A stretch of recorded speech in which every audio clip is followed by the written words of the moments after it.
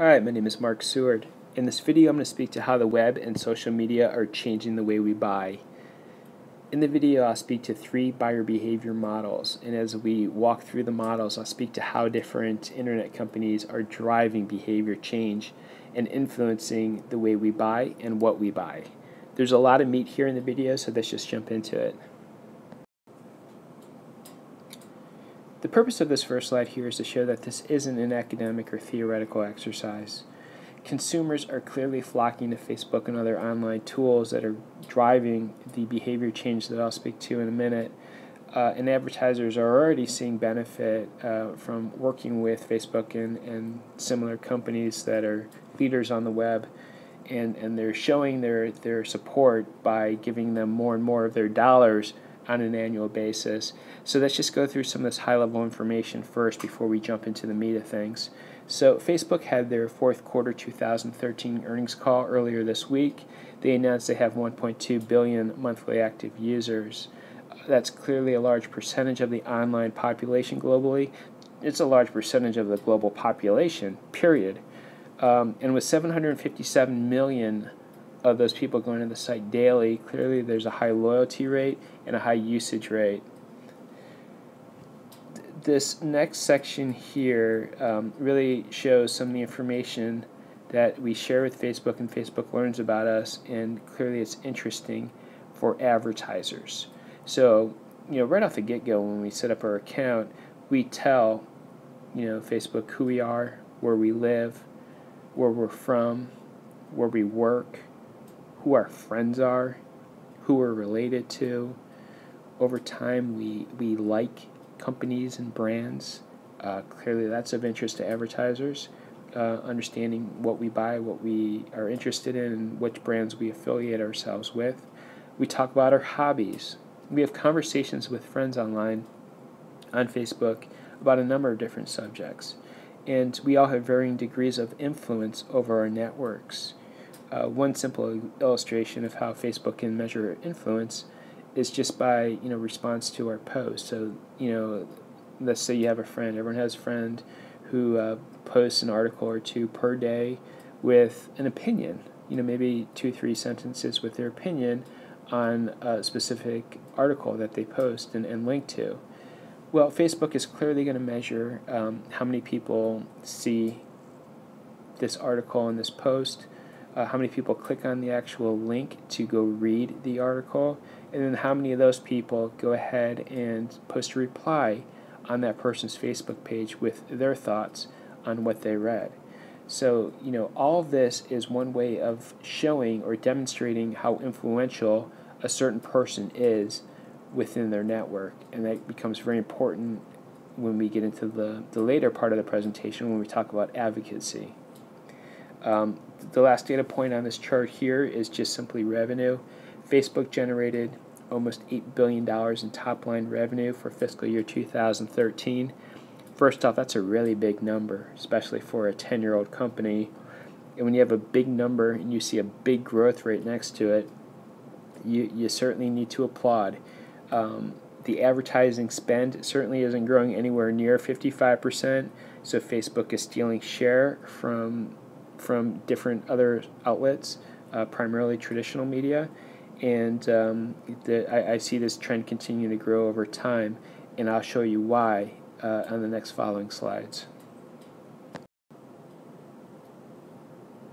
This next page here walks through the Marketing 101 funnel chart. So it's a simple illustration of the consumer buying decision-making process or purchase decision process. And you can see it's in the shape of a funnel, and I'll speak more to that in a minute. But what it represents with the first off, it's a linear model. You work your way down, and it's a funnel because you narrow your choices. It's really more of a buying process where you eliminate different considerations as you progress through your buying cycle. Easiest way to illustrate that for people who aren't familiar with this model is through an illustration. So let's say I'm in the market to buy a car. I've had, we're all aware of many different models of cars. Me specifically, I've probably had 4 or 5 cars already. my neighbors have cars, my relatives have cars. Each of these dots represents a choice, a model that I'm familiar with. I've seen other cars in magazine ads, newspapers, perhaps an article or two, and maybe just driving down the road, etc. So I don't know how many dots I did here, but let's just say there's 20 of them. I can list 20 models of cars pretty easily. All right, so this next step, consideration. So even though I'm aware of all these different cars, a lot of them simply aren't relevant for me. So let's pretend I have kids, so I can, knock off those two-seater sports cars from my list. Some cars I think are ugly. Other cars are just far out of my price range. I wish I could afford a Lamborghini or Porsche, but I just can't. There's many other considerations that we all have where we can eliminate models real quickly in terms of what best suits us and for our purchase decision process. 10 is still just not a manageable number. Car is a very expensive purchase. I want to do some due diligence. I want to consult with friends who are buying experts. Everyone has a friend who's a car guy. I'm going to talk to my car guy and have him help me narrow down my list. I'm going to consult industry resources. So maybe I'll go to Consumer Reports and understand which cars are most appropriate for me and my circumstances. If I'm transporting kids, I want safety. Safety is a key consideration. Which are the safest cars? Which cars are the best value? I don't want to spend I don't want to buy a cheap car and have it in and out of the shop over the term of my my usage, and other considerations. So reliability plays into that too. So 3 is really more of a manageable number for evaluation. So again, I've got to narrow it down. 3 is a good number because I need to go to the dealerships. I want to take test drives. I want to, jam kids in the back seat if I'm going to be transporting kids all the time. Make sure everyone fits comfortably. I want to check out the trunk and see if I can fit my suitcases or the family suitcases back there. Or if I transport things for work, make sure, that the car meets those needs as well. And then eventually get to the negotiating process to make sure I get a car that's affordable for my budget, and then I buy. So, here's the funnel, and here's the way, marketing has looked at the buying process at a very high level in a very simple fashion for the past 50, 100, whoever knows how long, how many years. But this model's been around forever. So moving on, let's look at a different model. And that funnel chart is nice. It's an easy way to walk through how decision making can be made, but it's not really how we buy. And this next chart here is really, it's a model that was created by McKinsey. I modified it slightly, but I certainly preserved the integrity of what they were speaking to. So let's first talk about some differences in terms of how consumers buy. First off, it's not linear like the funnel. The funnel chart, it was, from top to bottom, you worked your way down. In this model, it's a circular model. There's many things happening in parallel, and this even includes, well, let's just walk through it step by step. So, according to McKinsey, there's a trigger or a reason why you have an initial consideration to buy something, and then you work your way through closure, where you actually make the purchase.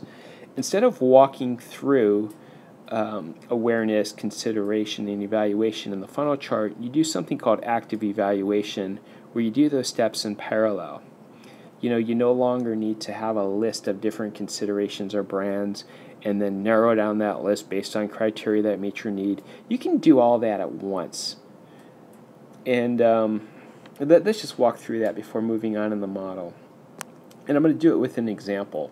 So I'm a runner, and I love listening to music when I run. I listen to podcasts as well. And, the one thing that really makes my running experience a bad one, or where, it's not as good as other days, is when I have problems with my headphones, right? If you're a runner, you can relate. You're moving your arms, and every once in a while you just move too much, and then your headphones pull out of the jack. You've got to stop running.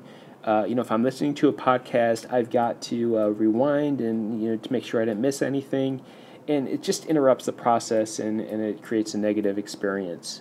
Then all of a sudden I see this guy, he's got some wireless headphones, and, it's an aha moment. There's a trigger. I need some wireless headphones. It's going to fix my problem. So I've got a trigger where I have initial consideration. I'm going to buy something. I'm going to get some wireless headphones, or at least check them out, right? Well, I don't need to know anything about wireless headphones. I don't need to build a list of 20 different types of wireless headphones. I can just simply go to Google and do a search for wireless headphones. Or if I'm a technology guy, I know it's Bluetooth technology, I can do Bluetooth headphones. Or even better yet, and easier to illustrate for this model is Amazon. So I can go to Amazon.com and type in wireless headphones, and I will literally get a list of hundreds of different wireless headphones that are available to me. Well, certainly I'm not going to want to click on and research hundreds of different types of wireless headphones, so I can do a search. I can filter that list down. I can filter based on popularity. What are other people buying on Amazon? I can filter based on brand, on price. Maybe I don't want to spend more than $100. And you can see that you do all this in parallel, right? I'm getting my list of brands that I'm aware of, or I can become aware of, at the same time as I'm narrowing it down through, which is typically a step in consideration as well. And in that process, I have a more manageable number of considerations, and I can make sure that I'm not wasting my time checking out different options that just aren't attractive to me, too much, or something, not a brand that I'm familiar with, or whatever my criteria is. And then I can do some evaluation, some deeper evaluation if there's no clear winner in that process. So, I can go to the reviews. I can read the pros and cons of different experts, or, people who have purchased the product in the past. So I'm calling them an expert for now, and understand what their experience has been. So, maybe people said, this isn't very good for sports. The fit isn't very good in your ear, and they'll pop out. So I'll eliminate those. Others people might have had a problem with in the rain, and I like to run outside. So, that's certainly not a good option for me. And then others are going to have just an overwhelming number of positive reviews, and then perhaps those would be the ones I buy. So, it's all done in one shot. Just depending on how much research I want to do, I can do this in a matter of minutes, as opposed to the dealership example, or the old way of doing things for any product, where you're going from store to store and asking questions and doing research in a more segmented way, or just step by step. So that's a long-winded example for a consumer packaged good. You can go to Yelp and check out different reviews and options for dining in your neighborhood. Or if you want to just go ahead and book something, all the way through the purchase, you can go to OpenTable and do the same. If you're looking for a cheap vacation, you can go to Priceline.com. So a lot of different options. For what we're talking about is, to have a consideration to buy something, and then your active evaluation stage. Then McKinsey talks about something called a post-purchase experience, and this is really interesting, and I want to go into it more detail, so I'm going to pause on that for a minute, and I'll speak real quickly to this loyalty loop. You can see it runs on the inside of this active evaluation, and it's because it's for subsequent purchases. So, for cars, I'm not going to buy a car more than every few years, so that's not something that I buy repeatedly, but there are a lot of other products that I do. I like getting a coffee on my way to work. I just go to Starbucks and I buy the same thing that I buy every day. Every once in a while I'll change it, but I go to Starbucks every day. And, I don't shop around. I don't check out other coffee shops on my way to work and see if they have different flavors or sale price or something. I'm loyal, and I just keep buying and buying and buying. There's also, different considerations here in this loyalty loop where you have a preference for a brand, but you don't buy it all the time. Laundry detergent is one for me. I tend to buy Tide most of the time, but, as I'm walking through the store, if I see another brand that I'm familiar with and they have a great sale on it at the store, maybe I'll try it, but odds are I go back to Tide. So there are different degrees of loyalty. All right, so let's go into this post-purchase experience. And I'm going to do that by coupling this McKinsey model with one that is developed or was developed by Gartner. And I modified this one as well to make it look a little bit closer to this McKinsey model, but I certainly preserve the integrity of where they're going with it. I learned about this in a social media class that I took. So first of all, let's talk about similarities, right? It's different than the funnel chart because it's circular. It's just like the McKinsey model in a circular fashion. You can see, let's just map it, this circle here with the McKinsey model here. So we're talking about you buy a product, and then you have an experience with it, this post-purchase experience in which you enjoy, and then you advocate. So when you have an experience or you buy something, you enjoy it or you don't enjoy it, and sometimes it happens really quickly. Companies are paying far more attention to that today than they ever have. If you look at, if you call customer service, for example, odds are you're going to get a survey before you even hang up the phone. They want to make sure you have a good experience, and if there's repeatedly people with poor experiences or poor survey results, the company will take action. If they're very proactive, they'll take action on an individual basis. Many of my experiences don't have that though, but I assume that is coming. And the reason why they're paying more and more attention to this enjoyment phase is because they know you're going to advocate. And advocating is new to marketing in terms of being able to do something about it.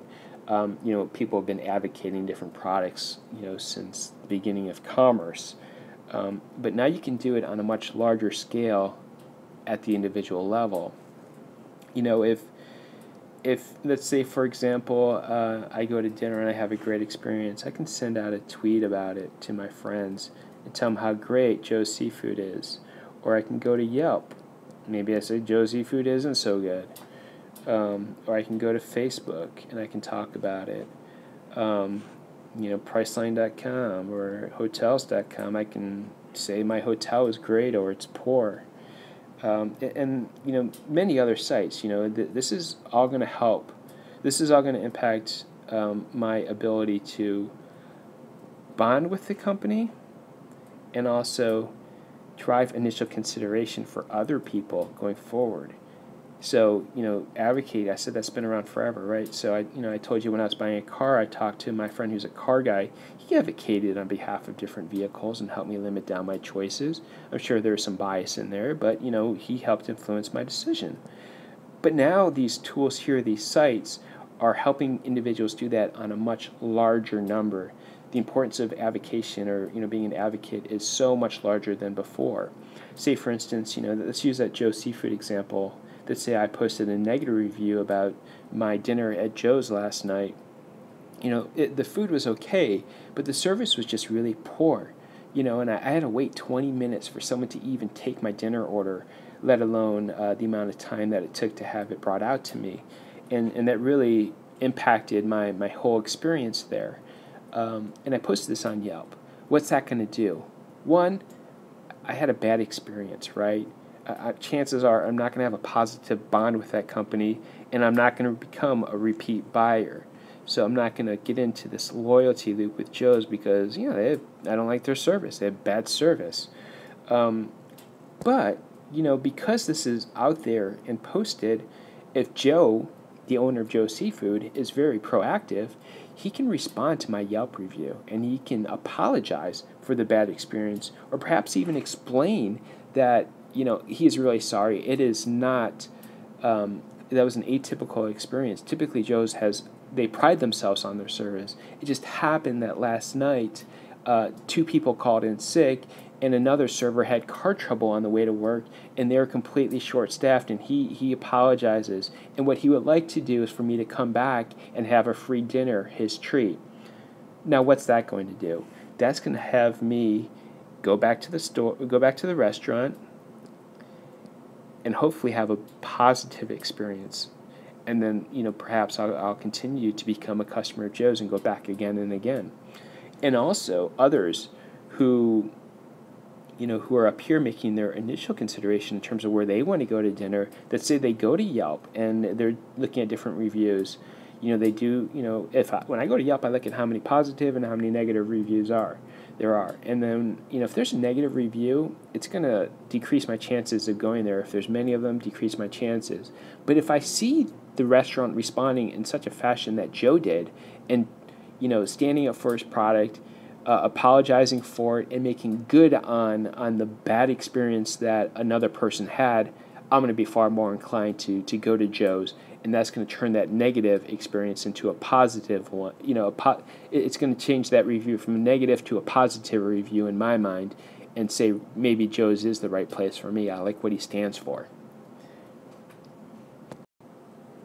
So what does all this mean for advertisers and the websites themselves, and how these tools are changing the behavior?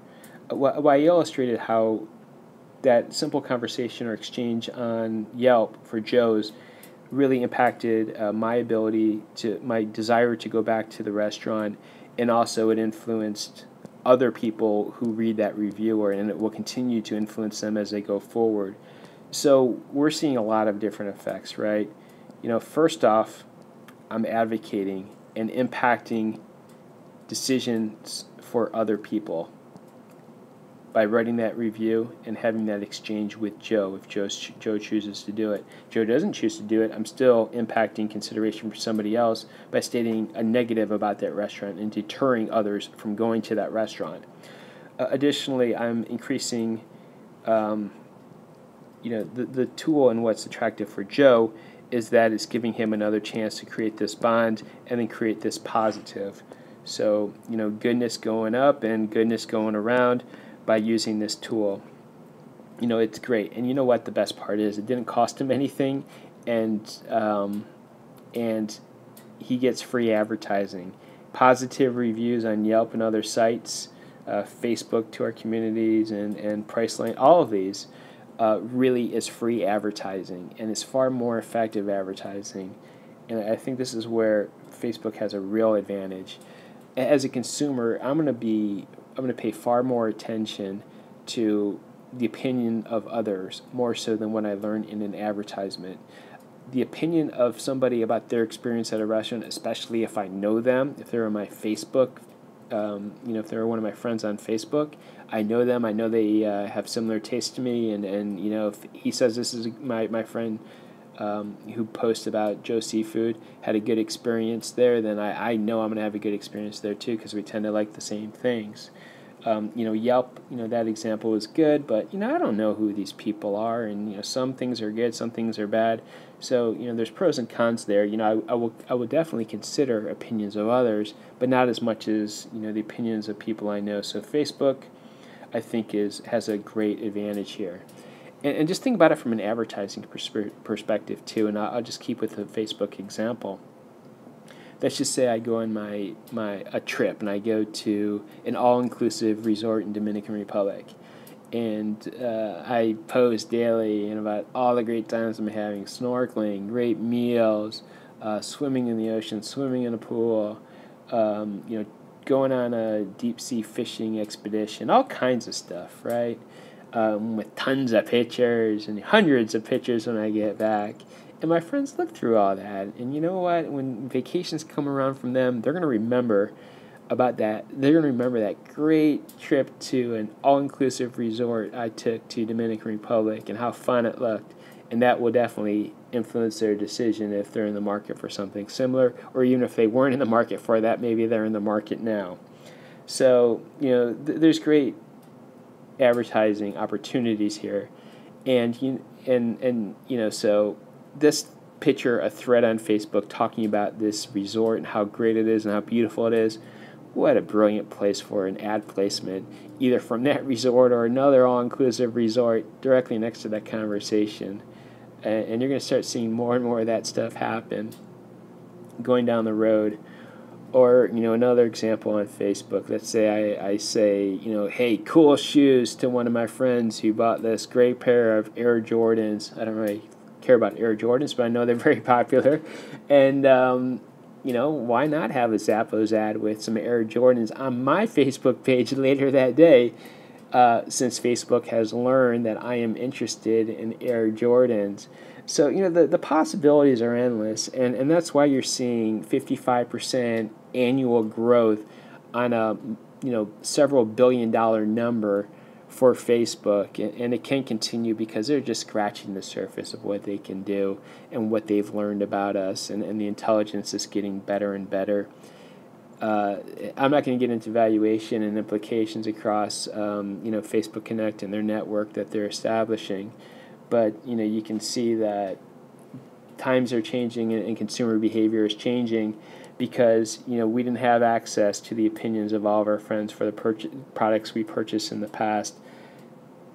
So this exchange was far more limited than it is today, and we're not having conversations following our experiences with different owners online.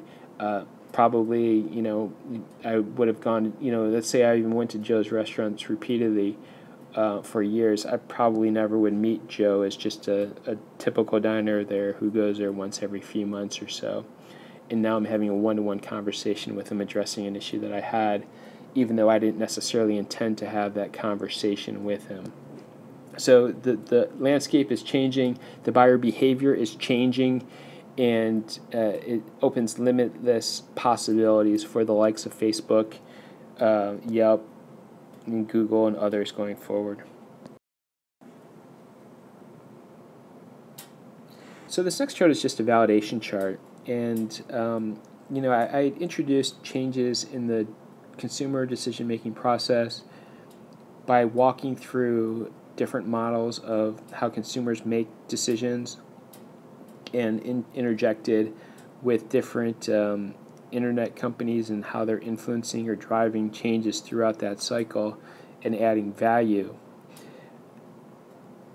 15 years ago, during the dot-com boom and bust, we heard about how different internet properties are changing the way we buy and influencing our decisions. And people are saying this time is different, and I hope this doesn't sound like this time is different again. We clearly have advertisers voting with their dollars, their advertising dollars, and seeing tremendous results, or at least that's what we're hearing. But let's talk a little bit about what's different this time than last time, and you can have some sort of better validation in your mind, hopefully, at the conclusion of this. So we talked about buying, cars or headphones or a number of different items, and let's just use the headphone example. So before I didn't know about different options to buy headphones. I didn't know who made wireless headphones. I didn't know which ones were good, which ones are bad, but I quickly and easily did my research using Amazon.com to narrow it down and make a buying decision real quickly, right? What would have happened 15 years ago? I might have done a search on Excite.com or Lycos or Yahoo or other search engines, Ask Jeeves, and for wireless headphones, I might have gotten an ad or two. It probably just would have been for headphones, but maybe they would have come up with an ad for wireless headphones. But it would just be one brand, and it would just be a link to their homepage, or product information on a specific product even. Let's give them the benefit of the doubt, so I can consider an option and then potentially buy them. I could buy them or I could not buy them, but at least it gave me an option, right? So in that example, my awareness increased. Let's say I got lucky and I found two results. Maybe a link and then maybe a banner ad that I clicked on. And since those links are so easy to click on, maybe I did go to the site of a couple of them for consideration. In some instances, I just did go ahead and make a buy decision. But probably not. I probably still drove to Best Buy or Circuit City or Walmart and checked out other brands and bought something from one of those guys.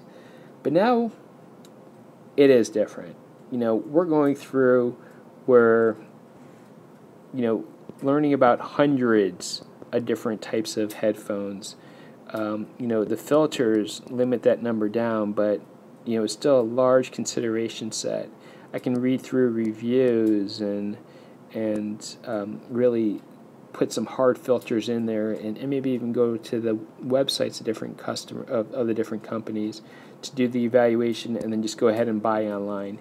So the old days, and even old media, TV, newspaper, I'm not talking about 1999, I'm talking about today, TV, online, newspaper, and not online, but TV, newspaper, magazines, billboards, you name it, all the focus, almost all the attention and dollars and benefit is up here.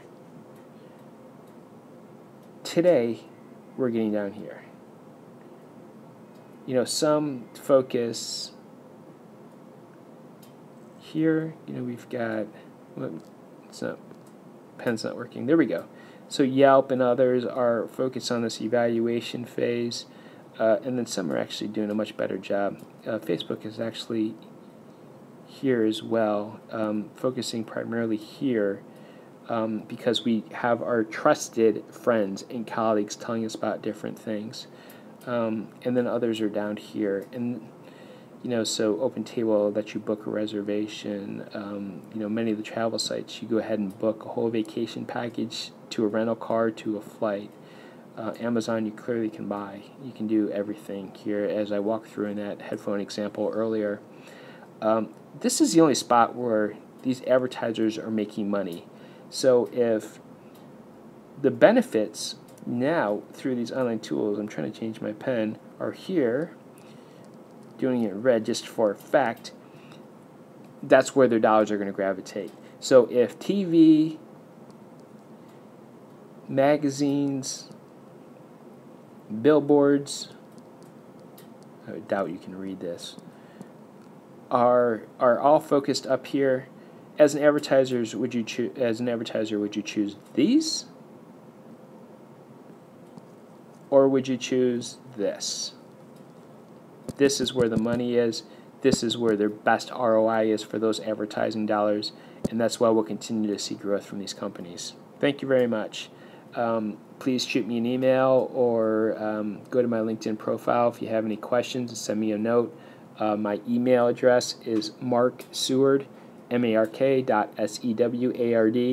@gmail.com. Thank you very much.